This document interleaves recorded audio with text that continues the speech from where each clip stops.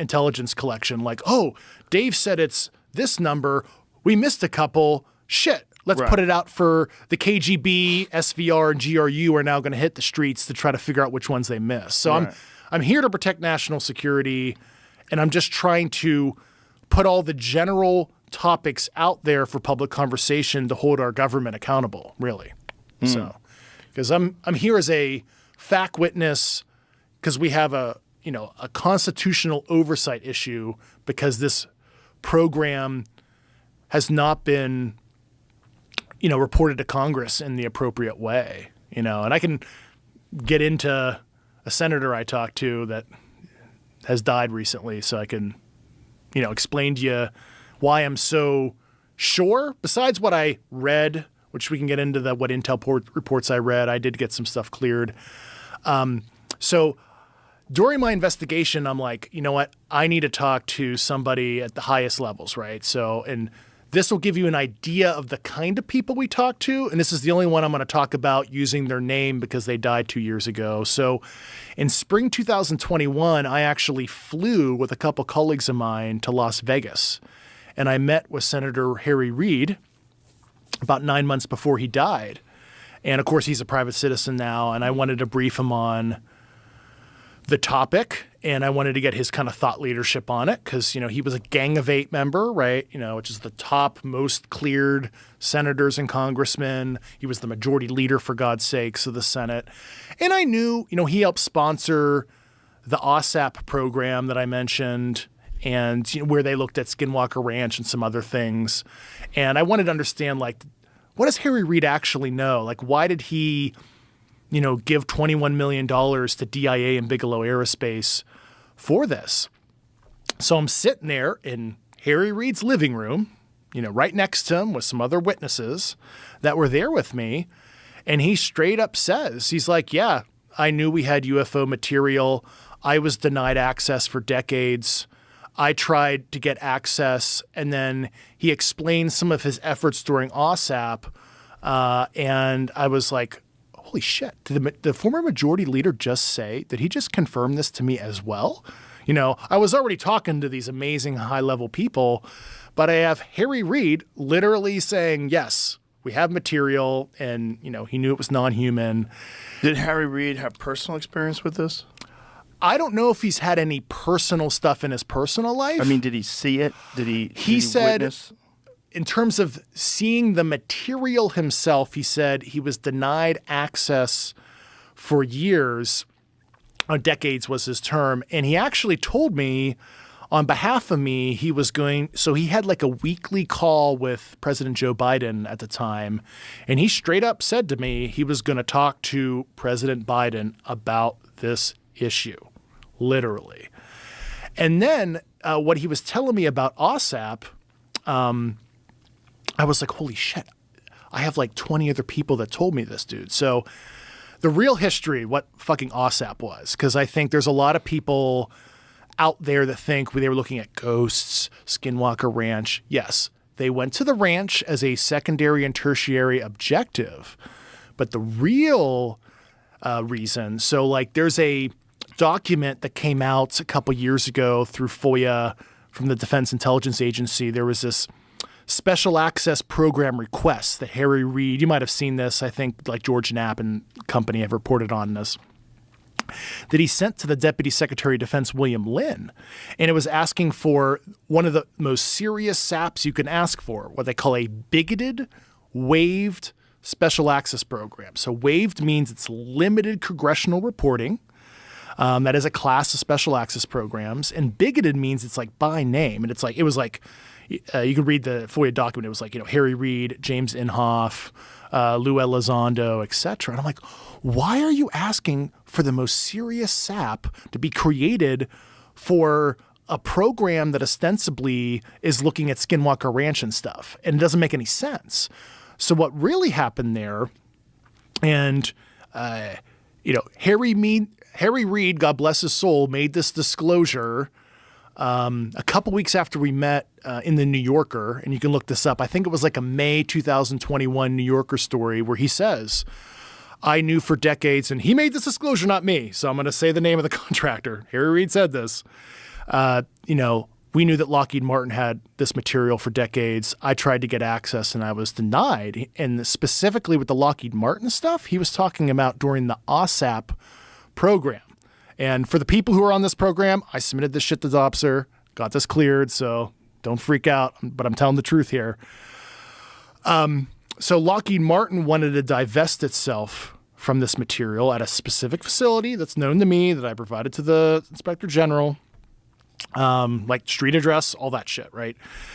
And the idea was if they made a security catcher's mitt for this shit, most serious SAP possible, the contractor and the other government customer, which was the Central Intelligence Agency, for that specific Lockheed material, and it was shit that they recovered from like the 50s and stuff, and it was like bits and pieces of like hull structure, shit like that, and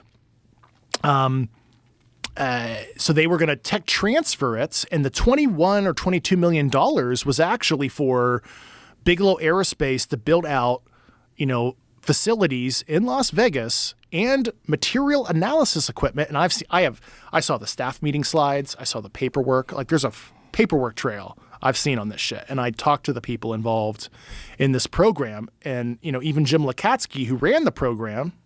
Who's a retired DIA officer, PhD in engineering, even made this disclosure in his book, Skinwalkers at the Pentagon, page 152 to 153.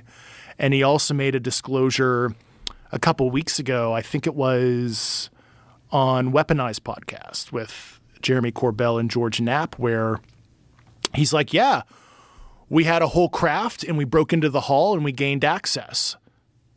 And he ran that through the same, security process as I did. And so Jim Lakatsky, who ran this program, is also going on the record that he is personally aware of intact vehicles and everything. But so they gained access. Mm-hmm. What does that mean? And by what method did they gain access? The way he wrote it in his book, I can only infer it sounded forcible.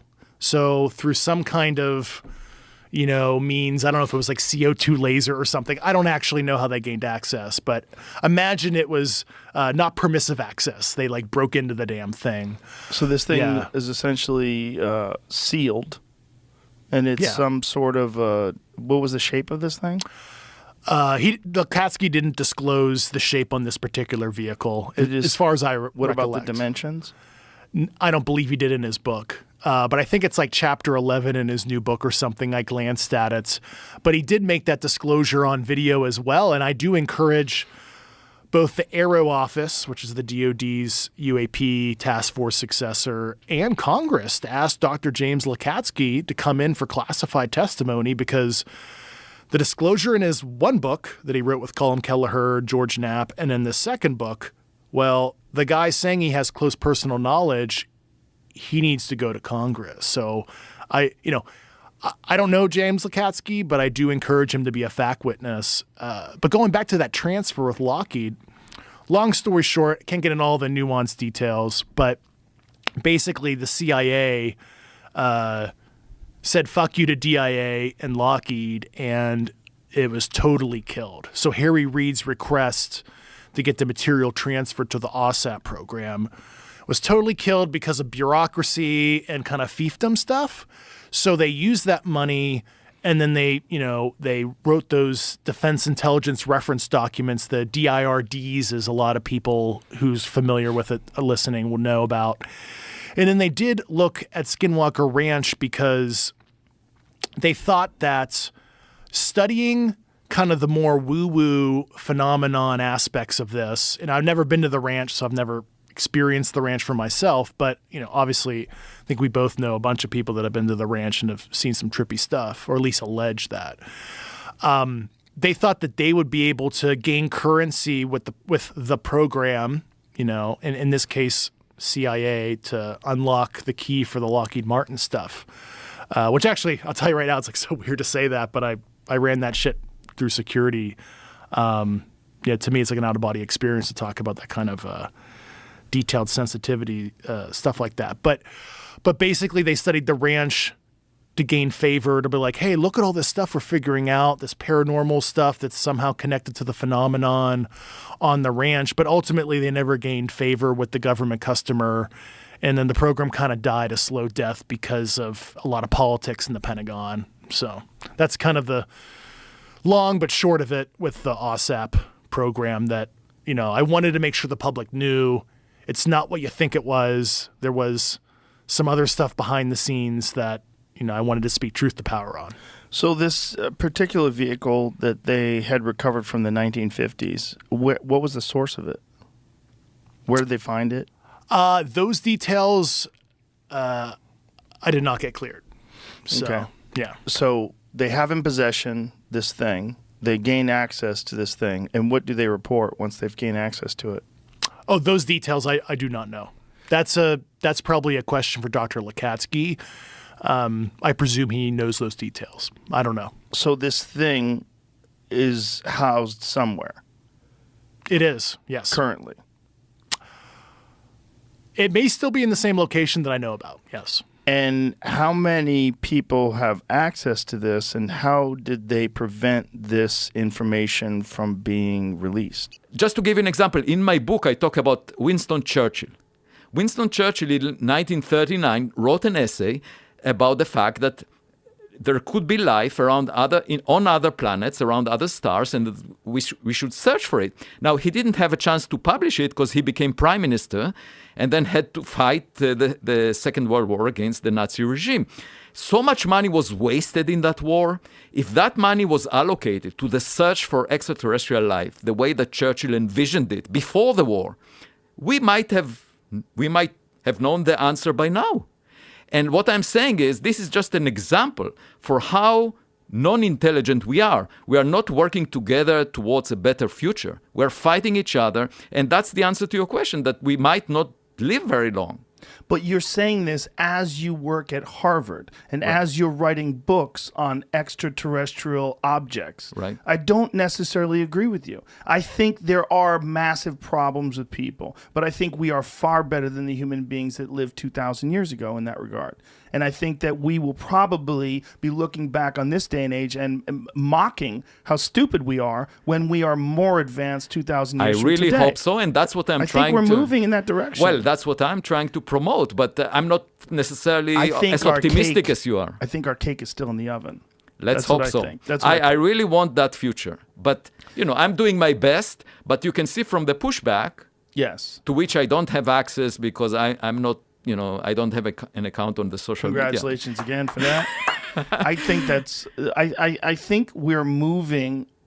I think there's conflict, but I think for whatever reason, the way human beings operate, we oftentimes need conflict in order to make improvements. Right. We need a yin and a yang. We need a give and a pull. If we don't have that, we get complacent. Why get can't we understand lackadaisical. the best path forward without, it's just like using a GPS system and it says recalculating. Yes. Every time we have a crisis, recalculating. So we recalculate our next move based on all the mistakes we've made. Why can't we be smart in the first place? I think we have biological limitations that are based on our ancestry. And our Yes, ancestry is I agree filled with with tribalism and agree with chaos, and we're primates. I mean, that's agree with part of the problem. And I think that our issue with racism is the same issue that we have when we have religious discrimination or cultural discrimination. It's tribalism. I agree. And we are, it's wired into our DNA. Now, my problem is, why couldn't science, given that, there are billions of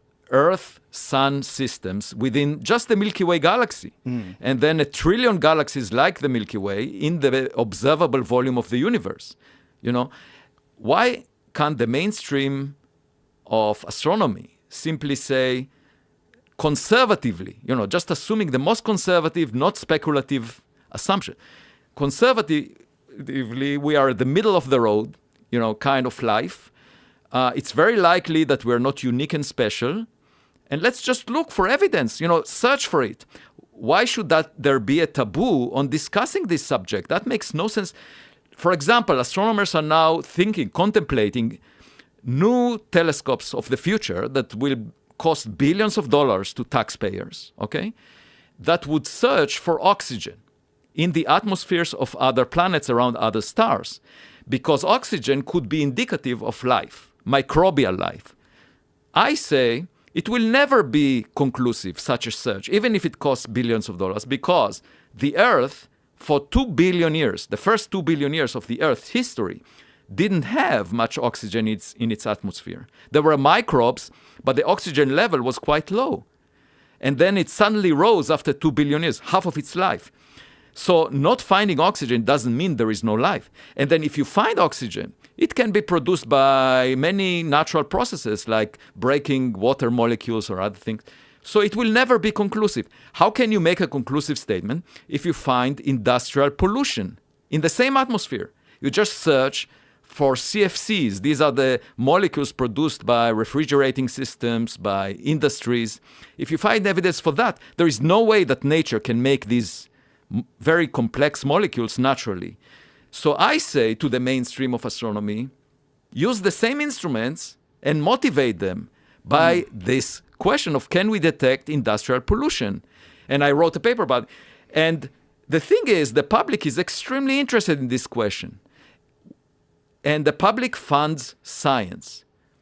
So how can the scientific community shy away from a question that it can address with existing technology, when the public is very interested in that? How can there be a taboo on this question? That's the thing that really puzzles me. Now, I wasn't working in this area until the last 5 years or so. I was working in studying black holes, studying the universe, and I came across a number of ideas that led me into this rabbit hole, into this subject. Now I'm about to publish this book at a popular level, but also a textbook 6 months later that describes all the science that we have related to the search for life outside Earth, far from Earth. And I'm just amazed that it's not part of the mainstream. It's really surprising to me, and I think it's inappropriate because you look at physics, theoretical physics, there are lots of speculative ideas in it. Like people talk about extra dimensions, the multiverse, supersymmetry, superstring theory. All of these have no evidence to their credit. There is no experimental test, not even thought about, like in the next decade, the next 2 decades. But these ideas are part of the mainstream. So you see physicists giving each other awards and doing intellectual gymnastics, just demonstrating that they're smart. And to me, that's an unhealthy situation in physics. You can do it in mathematics where it's completely detached from any application to reality. But in physics, we are supposed to describe reality. And yet you have these intellectual... So it's as if the physics community, some parts of it, decided that the most important task is to demonstrate that you're smart. And that is really strange to me because, we're supposed to understand nature, not show that we are smart. Have you not watched Unacknowledged? What is Unacknowledged? You got to watch Unacknowledged. What is that one? Okay. You got to watch Unacknowledged. What is it? You got to watch Unacknowledged. Is that Stephen Greer movie? No. It is. Yeah, It is? Yeah, listen to me, man. No? No. No good, huh? No. There's a fucking industry, and the industry is in people wanting to get mysteries solved. The great mystery of is there life out there? And nobody has any answers. I did this show for sci-fi called Joe Rogan Questions Everything, and before that show, I was a hardcore believer in a lot of wonky conspiracies, like Bigfoot and aliens. I just loved them because they seem so interesting. I don't live in Bigfoot. You don't live in Bigfoot? No, I don't believe in it. Bigfoot's the most plausible. You think so? Yes. Wow, why? Because there was an animal called the Gigantopithecus that there lived was. alongside human beings as recently as 100,000 years ago. It was a real, absolutely real animal. Okay. And they found fossilized bones of these things, and they found teeth from an apothecary shop in China. There was a real animal. It was a gigantic bipedal hominid that was somewhere around 8 to 10 feet tall. So this thing lived at the same time people did. So this is probably the reason why there's this myth of Bigfoot, that at one point in time, this was a real thing. No, but what about that they're walking around now? Probably not. That's what I'm saying. Most likely not. That was what I was saying. I mean, I'm sure it was a giant, Yeah, but there's, a lot of people... So tell me about aliens. Tell me about... Most is a business. Most of it is business. What about the Air Force general that said... did that tape, gave it to his wife, and said, don't put this out until I'm dead. Did you not feel as though when he was speaking any of that was real? I think You've seen that, right? I think too many. Have you seen that one? Yeah, I've seen a lot of those. I've seen a lot of those There's people. one in There's a lot of former military people that say they've seen crazy things, and it's entirely possible that they really did. It's entirely possible, but it's also possible that they're crazy. It's possible that they love attention. It's possible that they're bored. It's possible that they're schizophrenic. It's possible that they have memories that they've concocted over the years and enhanced, and it's gotten them attention, and it's putting them in documentaries, and it gets them interviews on television programs. Right. But that there's no evidence, you know. And the problem with all these people is they all have this same feeling about them, and they're not. There's very few of them that come across as rational and objective. Most of them come across as there's something wrong. There's wires that aren't connecting. If you talk to them about other things in life, like if you had a chance to talk to them for a long period of time, sit down with them for 3 hours, ask them about ghosts and psychics and all kinds of other shit. They almost all believe in that stuff. They're believers. Yeah. They want to believe in nonsense. I hear you. As soon as that crops up, I'm out of the room. But it's possible that, I mean, not just possible, it's 100% likely that there's alien life out there. Likely. 100%. I'm glad you said that. You kind of scared me for a second. No, I think it's more I likely just love that there movie is. because it kind of had a nice thread through That it. movie's horseshit. Okay. There's a lot of those movies that are horseshit. And that guy, he knows some of that's horseshit. Like there's a little baby that they had found that's an aborted fetus. They were trying to pass that off as an alien baby for a long time. But they have genome You don't believe tests. that we're hybrids? No. What I do don't believe you they're hybrids. Can you tell me about the link What link? between monkeys and us? Seriously. Well, Between the two this is- frontal lobes and the brain of the monkey. Well, we are hominids. I mean, we are primates, and we're just the most advanced primate. The real question is, how did we get to be so much more advanced? That's what I asked you. Well, it's more likely That that we link. found fire and our diet changed and hunting, and then the stoned ape theory, which is a very fascinating theory. The stoned ape theory is Terence McKenna's theory that I know, I read human that. beings found psilocybin mushrooms, yeah. and that through the use of psilocybin mushrooms, which in low doses increases visual acuity, produces these ecstatic states, that it might have helped us develop language and communication and creativity, and that this in turn was the reason why the human brain doubled in size over a period of 2 million years, which is the greatest mystery in the history of the fossil record. They don't know why they did it, but there's a very clear path So between then you do lower believe the humans were hominids- here a million years ago?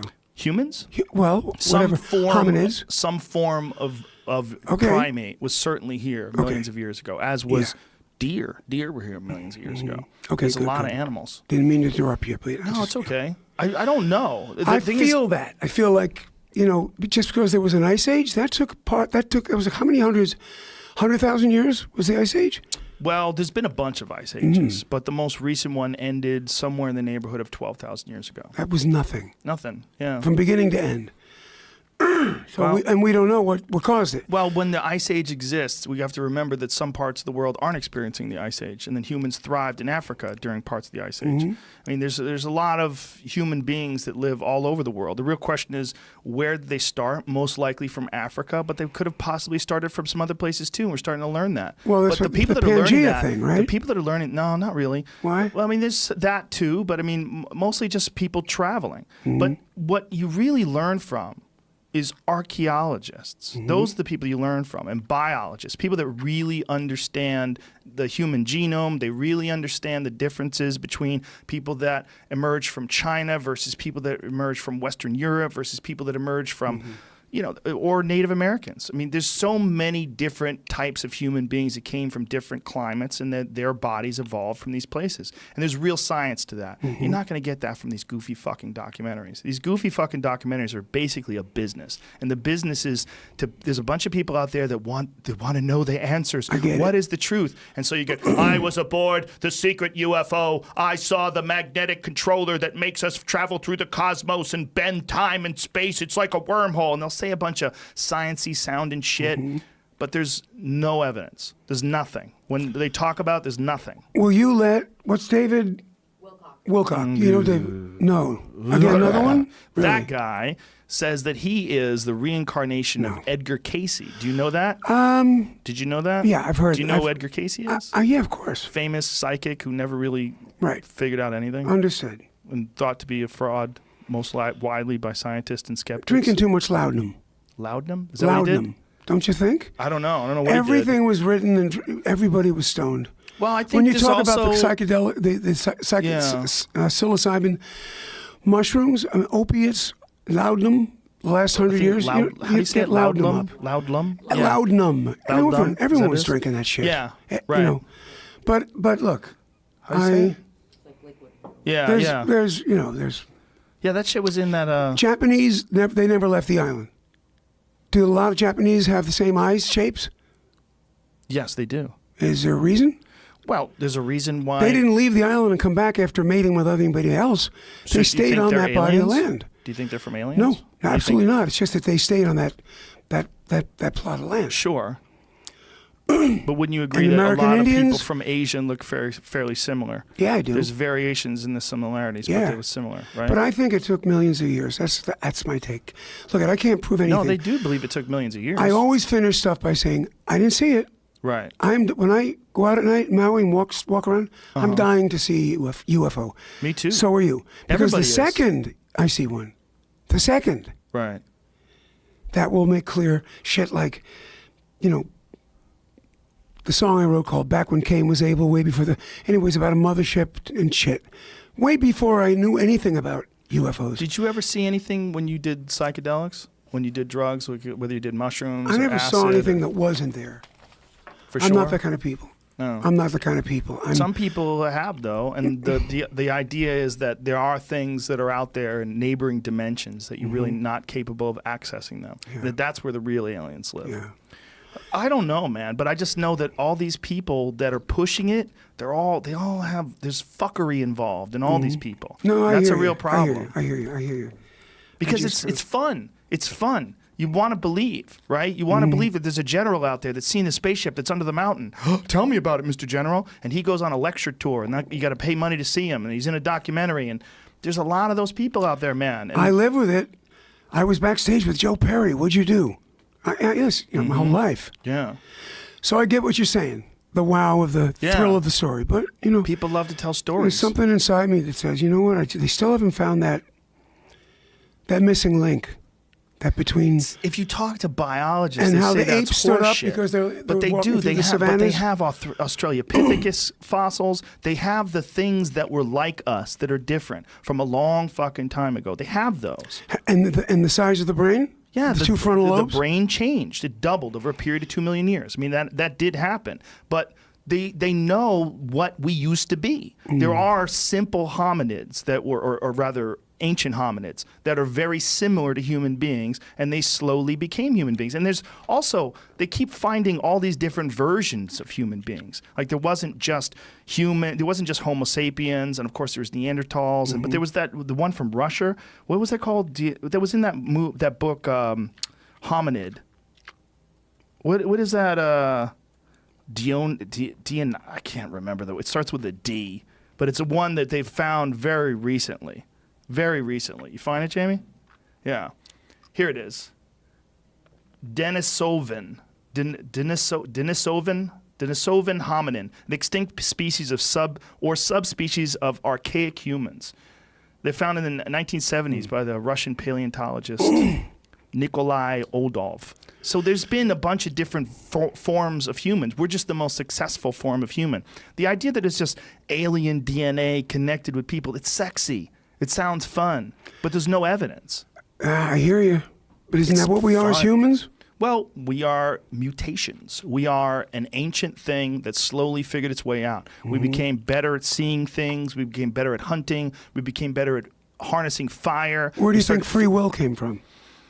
There's a lot of people that don't even believe it's real. They believe in determinism. They don't even believe that free will is an actual thing. I mean, I've heard Sam Harris Really? argue it pretty successfully, that there is no such thing as free will, that you are an accumulation of your genetics, your life experiences, all the things that have happened to you, the people that you've come in contact with. That's true. Behavioral. And that forms Behavioral psychology, Think about that's your true. behavior. Think about your behavior. Yeah. And how much of your behavior is shaped by millions of adoring fans and people screaming and cheering you on and singing songs that move people and literally change generations, give people goosebumps when they hear them. I mean, all that stuff has shaped who you are. are. I mean, all that stuff changes who a person is. And who you are now and the way you behave now is in many ways shaped by your life experiences as much as it is by your genetics. And you wouldn't be this person if you hadn't lived that life.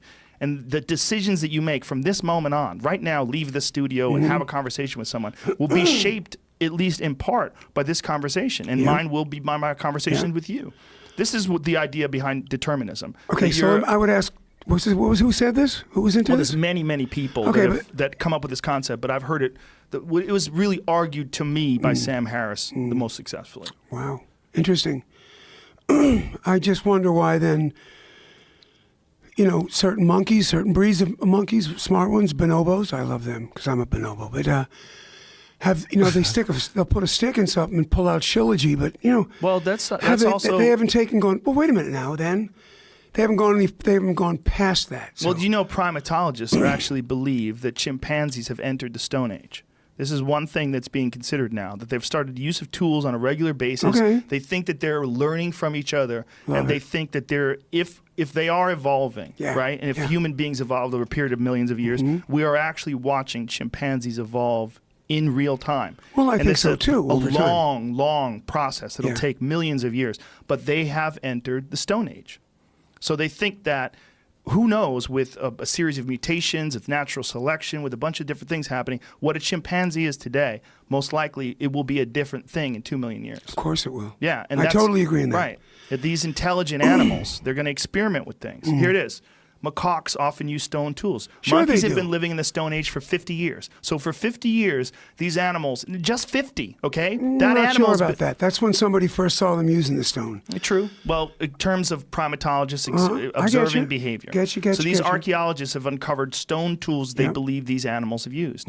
Or other humans. Yeah, or other humans. Because you or can't other figure primates. stone out. Right. Now, when you look, what do you think about when you look up I don't know the answers. That's why I got my girls. Well, I definitely don't know the answers either. Again, but remember, I just repeat shit smart people have figured out. That's all I'm doing. What about the stones that are cut up in, not Machu Picchu, but up in I know what wherever? you're talking about, yeah. Those, the laser cuts. Not laser, but very precise cuts. Yeah. Whoever it was. Most likely advanced civilizations that have been wiped out by cataclysms. And that's what I'm saying. So my mind goes to, fuck yeah, we were here. Something we went was underground. Here. There's places, I saw movies of it, where you go into the mountain, you go back 3 miles in the mountain. Right. Have you seen this? Yeah, there the caves? are. Yeah, there's incredible cave 3 systems. fucking miles back. But there's and natural cave systems. Giant rooms like this in there. There's natural cave systems in Texas that go back miles into the mountains. So I'm into just the hills, saying, I should say. That's where my head goes with this. Ghosts, come on. That's your own fear. I don't know, but you know where you're talking about Muscle Shoals? Yeah. The feeling in that room? There might be a similar feeling when a violent encounter happens in a house. That might be what a ghost is. What a ghost is might be this thing that you can't capture, you can't put it in a box, you can't weigh it on a scale, but you get a feeling when you're in a place where something horrible happened and you can feel it. It's not impossible to imagine that that's the case. And Rupert Sheldrake was the guy that I told you believed that, and he's a scientist, and some people would argue against it, but that he believes that things have memory, and that it's possible that even this table has memory. All the people that have sat where you sat. I think it's got a vibe. I'm not sure if it's memory. You know what's got memory? Water. Nobody knows about that yet. Water. Right. Because it never goes anywhere. You can never get rid of water. It's true. You can boil it, steam it, it goes up, it comes back down. So I think when they find out the memory in water, I also got to tell you. So when did you get interested in the subject of UFOs? That happened at a surprisingly early age. I was 7 years old at a boarding school, and the principal of the school, a friend of his, had photographed video, an old reel-to-reel Kodak movie camera, had taken a home movie of a video of a UFO flying in beautiful blue skies, cumulus clouds, huge golden disc that comes into the picture and banks, goes into a cloud, and it disappears into this sort of wispy cloud in a way that would be very, very hard, I think, to fake somehow, particularly in those days with no computer-generated imagery. And it comes out the other side and then sort of goes off over the horizon. And I was, stunned and flabbergasted. And myself and all the other kids ran outside that night and were looking at the stars. And it just sparked my curiosity, a lifelong curiosity. So once you got into government, and once you were, I mean, you were there. You're basically there. You had to start asking questions like, did you wait a while? Like, how long did you ask for? You're sure like, did. hey, what do you guys know? Yeah. Well, for a long time I waited. Very rarely. I looked for openings. I looked for opportunities. So, for example, the stigma is so great that you're reluctant, obviously, to raise that issue. A couple times there were some natural opportunities. So one of my colleagues on the Intelligence Committee was going to Hawaii for some oversight trips, meetings, and he went to the Maui Space Optical Tracking Facility. And I said to him, while you're there, why don't you just check and see, do they ever see anything weird they can't explain and so forth? So he did, and Pete called me up and said, hey, you wouldn't believe this. I've got this videotape here, and it shows these weird things. And so I talked to the Air Force people. They sent the tape to us. Turns out it was totally unclassified. I showed it to Senator Cohen and some others, and it ended up on national TV, actually, but didn't generate any further response. Everybody just kind of threw their hands up in the air and said, well, that's interesting, but we don't know what to do with it. It was Ted Koppel's Nightline show that this tape was played on. It showed sort of 5 objects moving parallel to the ground, possibly in formation. They're in the atmosphere because they're burning, they're interacting with something. There's plasma coming off them, which wouldn't presumably be happening in space, but they seem to be too slow to be meteorites. So it was mystifying and difficult to explain, never did get an answer. Occasionally something like that would happen, but by and large, the issue almost never arose. The issue is a weird issue because if you bring it up in the wrong company or at the wrong time, you could be dismissed as a loon. Did you feel that when you were there, like as a person who had a budding interest in unidentified flying objects and what have you? Did you feel like this is a politically risky thing to discuss, especially to discuss like in serious terms? Like, do you believe in these things? Like, what are they? What do we know? Was that an issue? Absolutely. I concealed my interest in the topic for years and very carefully, and confided to a few trustworthy friends, had a few heart-to-heart talks with a couple individuals when I found a fellow traveler who was interested in this topic, but by and large, absolutely wanted to conceal that and not reveal that. Did you know Clinton? No, I did not. He would be the guy that I would go to. I feel Well, like there he was would probably there's a tell you. request that came to me once that I think was from President Clinton, and it was one of the astronauts claimed to have seen a UFO out at Edwards Air Force Base, and it was videotaped, he said. And he described this in his memoir and wanted the president to get hold of the tape, of the video. And Secretary Cohen came back to the Pentagon from a meeting, and a message came down to me to go to try to find this tape. And unfortunately, there was I got nowhere with that. The Air Force was adamant that there was no such tape, there was no such information. Anything they had on UFOs had been destroyed. So I had one of these situations that's very common in this area, which is you have just 2 apparently credible sources, but utterly conflicting, irreconcilable information, which seems to happen often in this field. Now, being as you were in government and very close to literally the machine that runs the world, what's the general perception when people are discussing these things in Washington? What's the general perception of what's going on with these things? Well, I'm happy to say that it's changed. That perception has changed considerably in the last few years. People feel like they have permission to talk about it. When do you think this happened? This happened after the New York Times article and subsequent press beginning in 2017, December 2017. And that sort of gave people permission to talk about this. And I've actually had Pentagon friends who said, this is kind of cool. We don't have to go in the closet to talk about this anymore. What do you think kept it in the closet before? Like, when did the stigma start? And do you think this was like intentionally sort of set up this way? It was. It was the Robertson Panel Commission, 1953, and they concluded during those Cold War days that this was a potential threat to national security because UFO reports might overwhelm our air defense and communication system, and that the Soviets might spook the public and somehow manipulate this issue. So they actually advocated in writing that this issue be debunked and discredited, and the government went ahead and did so extremely successfully, unfortunately. And this all started with the Project Blue Book, correct? Correct. It was during that era. So what was the gentleman's name that was running Project Blue Book again? Well, there were different people. The guy who went on the astronomer, Alan Hynek. Hynek. Yeah. And Hynek went on to become a believer. So he started debunking and was told, essentially, the way he reported it was that he was told to kind of debunk every single case.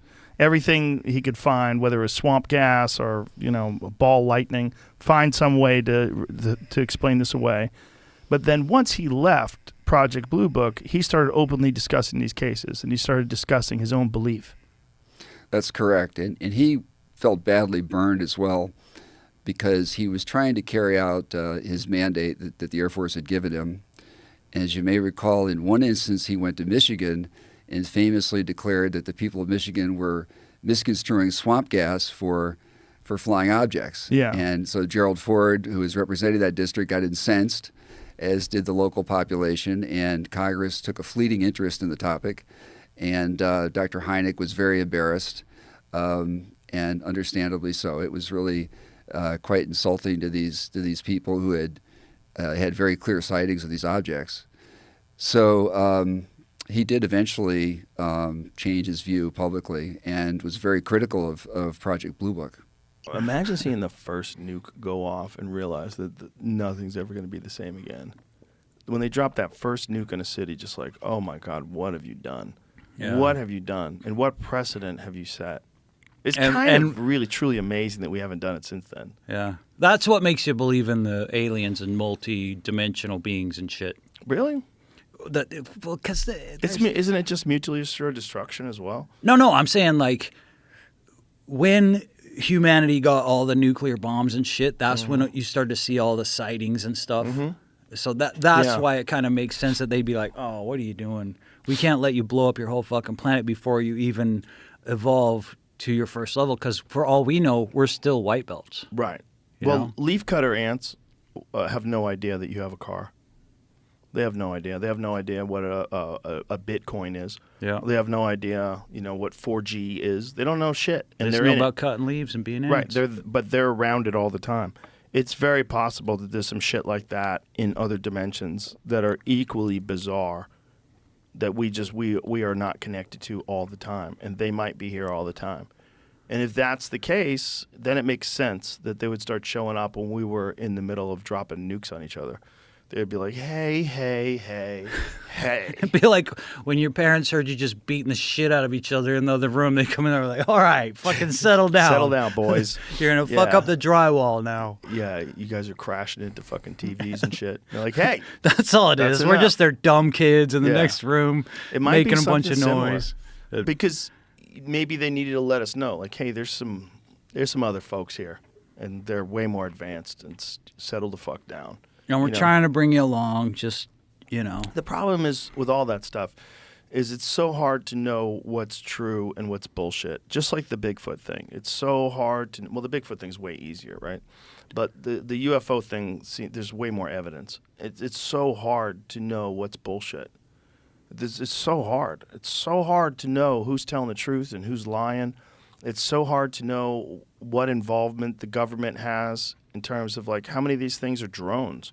You're hearing now that a lot of these people that believe that these things are flying around, they think that what we're dealing with is some sort of a government drone, and that a lot of this off-world craft talk is really just misinformation so that they don't have to take accountability for having some crazy thing that China doesn't have, or maybe China has that we don't have, and then they want to lie about it, and try to develop whatever the fuck they have. Yeah. And when you find out what they're really doing, then it's like, oh, okay, now this makes sense. Now that makes sense because you're having to fucking do all this to develop that. And Well, there's a whole conspiracy about the invention of the transistor, because the transistor came about right after Roswell. And there's a company called Bell Labs, and Bell Labs I believe they were the people that invented the transistor. And there was a military base right outside of Bell Labs. And they had always said that military base was to protect New York City. But it was pretty far from New York City. Like, if you wanted to protect New York City, you put a base a lot closer. You wouldn't put it so far away where it would take them like 40 minutes to fly there. Yeah. But Bell Labs is a wild place. And that was one of the main focal points of conspiracy theorists when they were talking about back engineering stuff from crashed UFOs, was fiber optics and transistors, and that they all came about very shortly after Roswell. And people don't exactly know how they figured those out. those were probably the most basic things that they recovered. So they were the easiest to figure out. So that's why we had them first. And it's just like those fucking PlayStations. They release a better one every few years. Maybe they had PlayStation 5 in 95, but they're still giving us PlayStation 1 because they want to sell all 5. Well, they can't just give us a time machine. Yeah. They have to give us a spaceship first. Yep. Like, first of all, you got to figure out travel, you morons. And we won't even need a fucking spaceship once we got a time machine. Yeah. Then we'll give you the Big Bang machine. Yeah. That takes time. You got to get to a higher level civilization. Have you heard of a Dyson sphere? Do you know what a Dyson sphere is? I've heard of it. What is it? I don't know. Well, it's a massive structure that some astronomers believe could indicate highly advanced intelligent life somewhere in the universe. They've never been discovered, but they've been theorized that there was this article that I was reading yesterday about it. See if you can find it. So it can like tell you where it would be? Well, they think they're massive structures that are like literally like a structure the size of a solar system. And somebody made that and those fucking things are out there? Well, this is just theorized, right? When they were talking about the highest potential level of technological ability That you could get to? Yeah, I mean, imagine if you got to a place where you had a self-contained solar system that's completely controlled by these intelligent beings, but that's immune to all of the hazards. What of if we're space. in that motherfucker? We might be. That's the simulation. We might man. be. We might be. We might And be. Thanos is like, A Type 2 civilization, one that can directly harvest the energy of its star using a Dyson sphere or something similar. so it like is solar powered basically. Well, I don't know what the fuck it is. I mean, I think it's totally theoretical. There's no real versions of them that are out there. But the idea is that if technological proficiency and innovation continues at the level that it is now for millions of years, what does it get to? Yeah. But you know what? It's probably going to get weirder than that. Because the shit you can imagine. Right. Like, remember the 80s when you fucking had a Walkman? Right. Whoa, what are they going to have in a few years? Right. I'll be able to, you probably thought it was still going to be a cassette tape. Like when you watch The Fifth Element or Blade Runner, they're still using fucking telephones. They didn't even think of cell phones. Right. But that's our most obvious thing that we have right now. Star Trek, they had a walkie-talkie. Yeah. Kirk out. Right, because you're still like relating it from Yeah. like That's 1960 the military Pong of shit. space. Yeah, Right? Exactly, dude. That's not the That's Unreal Pong. 5 engine. So it's That's going to Pong. fucking God of War. Holy Yeah, shit! it's going to keep dude. going. That's what I think artificial intelligence is. I think, and I don't really think this. This is just a thought. Maybe the universe is God, and maybe the way God is created is through intelligent life. That intelligent life creates a far superior version of itself in artificial intelligence, and that creates a far better version of itself infinitely. They just keep making better versions of itself as it has more of an understanding and more capacity, and it grows and it makes better versions of itself. It's eventually going to get to godlike powers. The power to create universes, the power to create solar systems, the power to stop time, reverse time, the power to traverse immense distances instantaneously. It'll have capabilities that we could only imagine. We could just imagine if, and it can do that. Yeah, I mean, if we look at how we're living right now in comparison to how people were living when they were making those cave paintings, like, wow, insane, Cave insane paintings to fucking. That's not going to stop right here. Yeah, but what's the things they can do? The 3D printing? 3D printing? Yeah. That's fucking crazy, No, dude. it's insane. I mean, Well, you know, that's what they think the spaceships are made out of now. yeah. Like when Bob Lazar was first examining, if he's telling the truth, when Bob Lazar was first examining the spaceships, the thing that blew him away was there was no seams. It didn't make any sense. Like how could one even make something like this?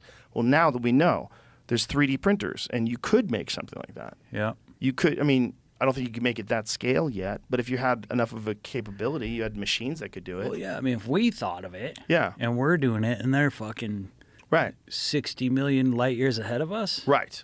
Like, who's to say they're not? Who's to say they're not 60,000 years ahead of us, or Yeah. 600,000, or 6 million? Or, like, think about it. If you have a fucking time machine, you could go back to check out some shit that already happened, but you could also go forward. I mean, we just have no comprehension of what you could. Maybe you could, like, start a project in your lab, right? And then travel, and you get all these fucking AI robots to work on it, and then you travel way forward in time and go get it, and then bring it back. Ooh, And then instantly. it's the fucking ultimate thing. Ooh. You know?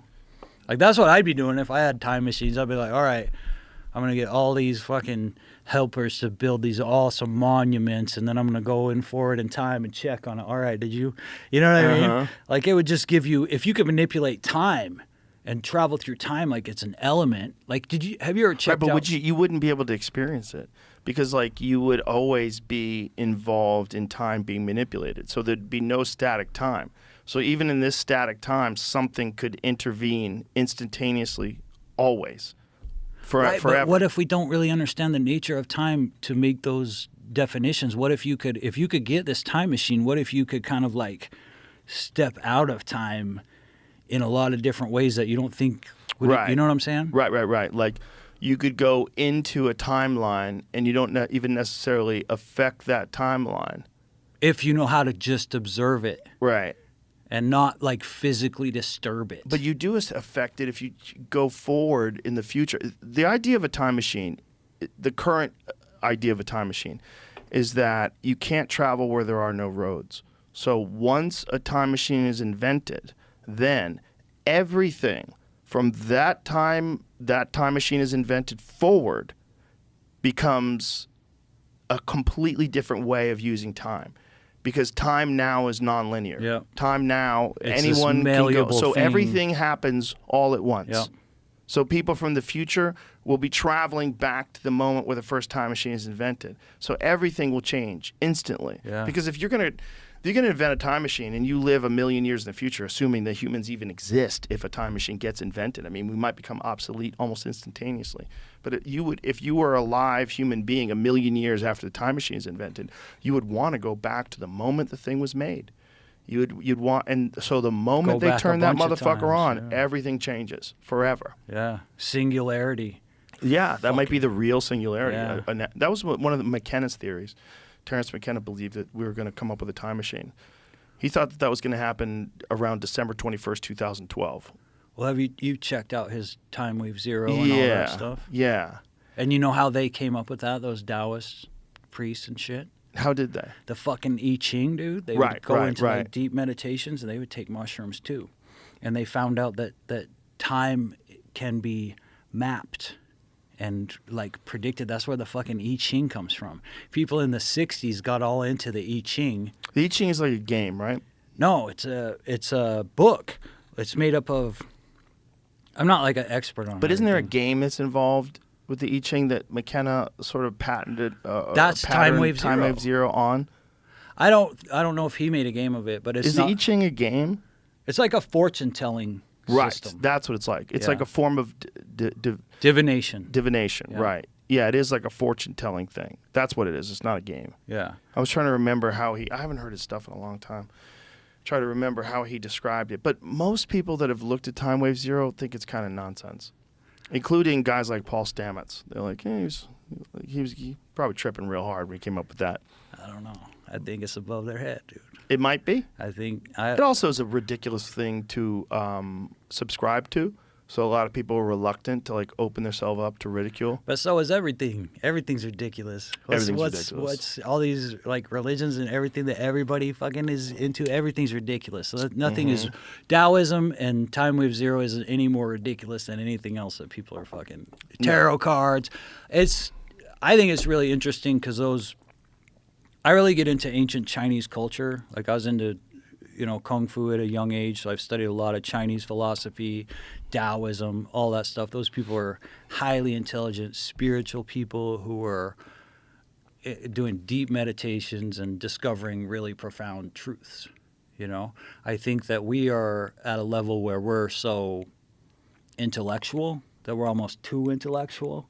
So it's almost like we can only think about things in this scale. Like people see in a certain frequency, they can only see certain lights, but like dogs can hear sounds we can't hear. Others, Right. So it's just like that. It's like our fucking intellect is like this, and we can figure out all. But Because we exist within the context of our culture. because we've fallen in love with this. Right. Our mind. But there's also this, and The heart. your spirit. That's what figured out the Tao Te Ching. That's what figured out, how to tame horses and be one with them and domesticate primates. It wasn't just us thinking cerebrally. That's kind of limited. I think our real being is deeper than that. Tell me the UFO story. All right. Well, first, I'm going to tell you about my dad real quick. My dad is Sicilian to the fuck. He born and raised Bronx, okay? Grew up in the 1960s in the Bronx. Always has to dress nice, very materialistic. A man needs a watch. A man needs shoes, okay? Me and my brother were in the car one time. My father would do this shit. We were young. He shouldn't have, but he would be like, look at that. You see that? It's a fucking disgrace. He'd be like, that's a man in a Honda. And he'd be like, there's kids in that fucking car. Like that.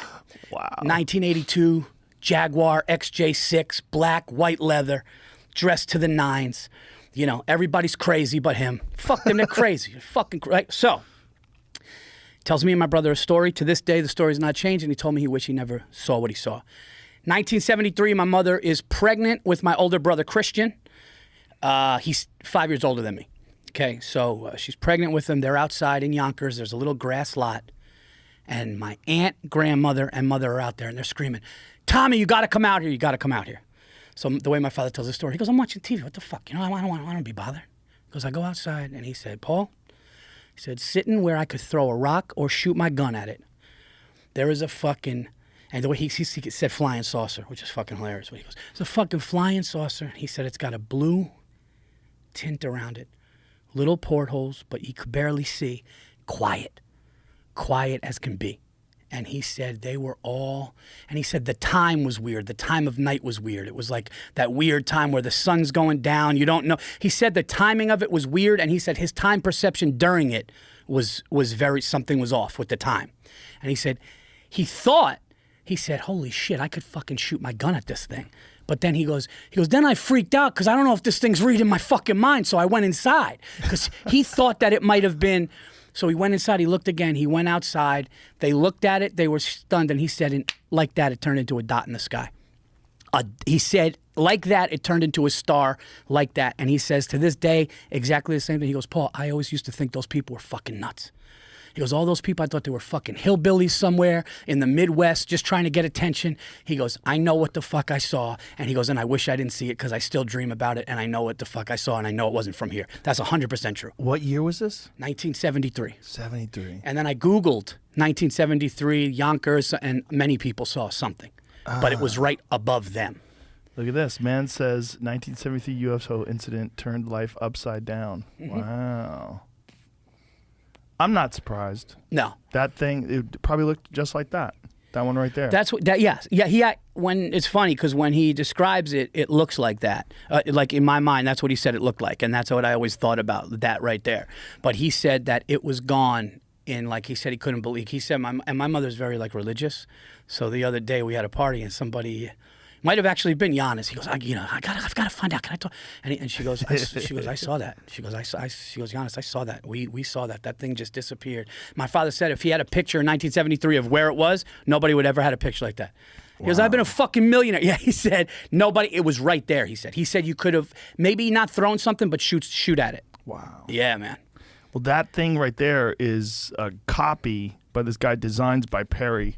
The E in Perry is a 3 on Instagram, and he recreated that thing. That's a recreation of what Bob Lazar allegedly worked on in Area S4. Yeah. And that's exactly how he described it. He said this thing was running on something called Element 115. Element 115 is apparently some element that was just theoretical until like the early 2000s. I think it was like 2013 or something like that. They recreated it in a Large Hadron Collider, but before in a particle collider. But before that, he was saying that these people had. He was talking about this in 1989.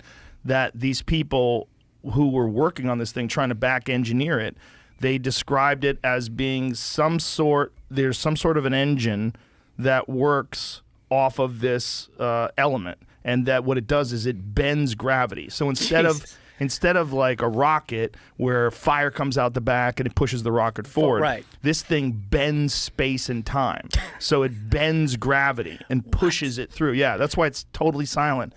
The thing is, it's like, it sounds crazy, but all these things that these pilots have seen that they describe having no heat signature, no visible means of propulsion, they all move in that same way. Yeah. Exactly how your dad described. Yeah, and I didn't know that the bending gravity was why it was silent. But everybody that I know says they see one says silent. Yeah. There's never noise like any sort of engine, which is wild. It is pretty wild, but I mean, everybody's like, well, I ain't seen shit. But if one person saw it, if they only came down for like a half hour or an hour, a few people saw it, then it took off and never came back again. Those people would be confused, like your dad, probably for the rest of their lives, just thinking about it. Yeah, and he's so detailed every single time, and he goes, what I don't like about seeing it was I knew that I was seeing something that was just unexplained and not from here, and and I know it's out there, and he's just fucked up by it. I would imagine. What do you think they're doing?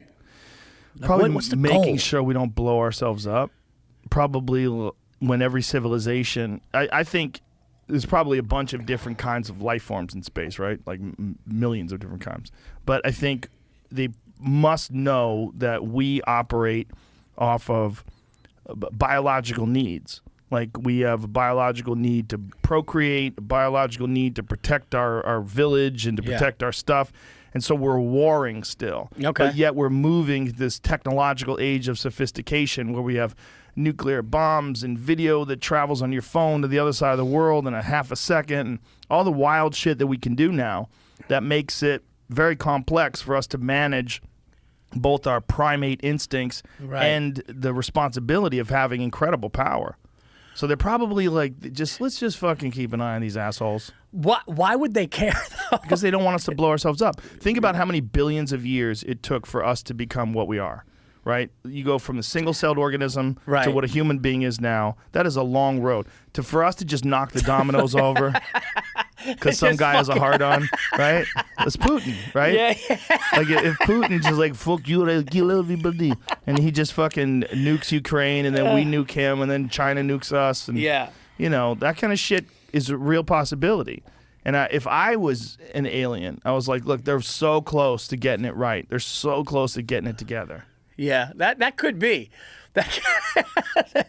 Yeah, dude. I don't know. I tell you what, if I saw it, it would fuck me up. What do you think it is? What do you think they're doing? If that's real, let's just assume that this isn't just a mass hallucination. Yeah. What do you think it is? I think they're just curious, man. I think they're just watching. And I don't know. I would say I don't know that they care. I wouldn't think that they would care, but I think they're just watching us. But what if this? I always thought about this. What if they created us? Like we're their ant farm. Yeah, and I've thought of that too. You know, like one of them like fucked something down and just started something. Yeah. You know, what if they took like a chimpanzee, or they took something that was here first, fucked it, and was like, let's look at this thing grow. And then they're just looking and they're showing up and they're... That's one of the things Bob Lazar said. He said Did that, he? Yeah, he said that one of their there was a bunch of briefings that they had and a bunch of documents. In one of the documents, they talked about how human beings are some sort of a product of accelerated evolution.